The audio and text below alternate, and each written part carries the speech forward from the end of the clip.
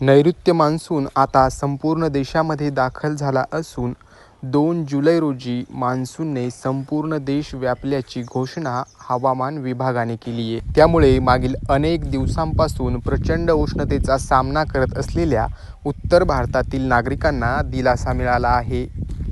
तर महाराष्ट्रात मात्र ऊन पावसाचा खेळ पाहायला मिळत असून कोकण आणि घाटमाथ्यावर मुसळधार पाऊस कोसळतोय। तर राज्याच्या इतर विभागांमध्ये काही जिल्ह्यांमध्ये जोरदार पाऊस तर काही जिल्ह्यांमध्ये पावसामध्ये खंड पडल्याचं चित्र आहे। पाहुयात 3 जुलै रोजी राज्यातील हवामानाची स्थिती कशी राहील। सुरुवातीला मुंबईतील हवामानाच्या स्थितीचा आढावा घेऊ। मुंबईत मागील 24 तासात हलक्या ते मध्यम स्वरूपाच्या पावसाची नोंद करण्यात आली। पुढील 24 तासांमध्ये मुंबईमध्ये आकाश ढगाळ राहून मध्यम स्वरूपाच्या पावसाचा इशारा हवामान विभागाने दिलाय। तर पुणे आणि कोल्हापूरमध्ये जोरदार पावसाची शक्यता हवामान विभागाने वर्तवली आहे।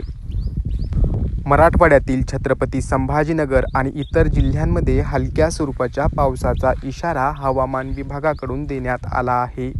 तर उत्तर महाराष्ट्रामध्ये देखील पावसाचा जोर कमी होणार असून हलक्या स्वरूपाच्या पावसाचा इशारा हवामान विभागाकडून देण्यात आलाय। विदर्भामध्ये मात्र काही जिल्ह्यांना पावसाचा येलो अलर्ट देण्यात आला आहे। बुलढाणा, अकोला, नागपूर, वर्धा आणि यवतमाळ या जिल्ह्यांना 3 जुलैसाठी पावसाचा येलो अलर्ट देण्यात आला आहे। तर पुढील 2-3 दिवसामध्ये विदर्भातील पावसाचा जोर आणखी वाढण्याची शक्यता हवामान विभागाच्या नागपूर वेधशाळेने वर्तवली आहे।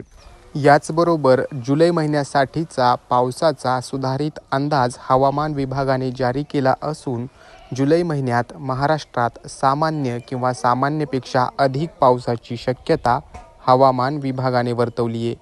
त्यामुळे राज्यातील शेतकऱ्यांसाठी ही समाधानाची बाब म्हणावी लागेल।